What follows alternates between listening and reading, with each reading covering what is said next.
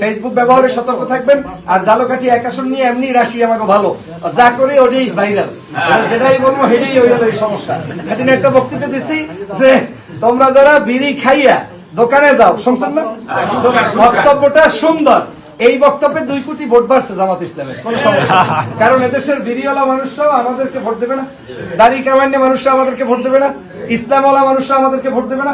বক্তব্যটাকে mislead করে কিভাবে উপস্থাপন করেছে। আমি বলেছি চায়ের দোকানে গেলে আমার কর্মীরা চা খাওয়া অবস্থায় দাঁড়িপাল্লার দাওয়াত দেবে, আর আমার কর্মী যদি কেউ বিড়ি খেয়ে কোথায় হেও বিড়ি খাওয়া অবস্থায় দাওয়াত দেবে, কি হতে দেবে না? দিলে কি হবে? এমনও হইতে পারে ওই বিড়ি খাওয়া সংস্কৃতি থেকে আল্লাহ তাকে বাইর করে ভালো করতে পারে, এটারে বানাইছে জান্নাত জাহান্নাম। ঠিক পেয়েছেন কথা? আপনারা বুঝতে পারছেন? আমি কোন জায়গায় জান্নাত জাহান্নাম বলছি?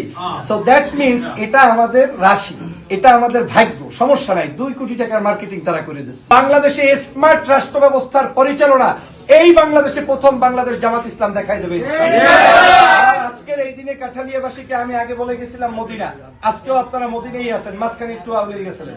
হ্যাঁ, তো আজকেও আবার বললাম আপনারা কি মদিনার মানুষ?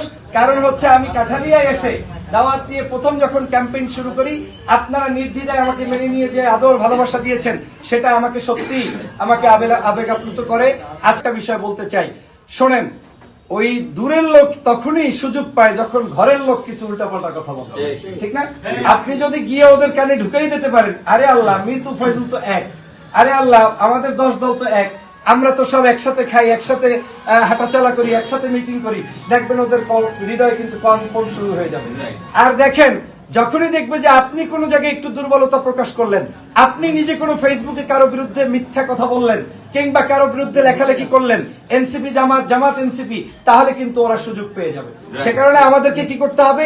আমাদের ভুল হলেও আমরা ঘরে বসে শিখাবো, কিন্তু রাস্তাঘাটে আমরা আমার কোনো প্রতিদ্বন্দ্বী বন্ধুর কোনো বিরোধিতা পর্যন্ত আমরা করতে যাব না ইনশাআল্লাহ। সেই জায়গা থেকে আপনারা সতর্ক থাকবেন।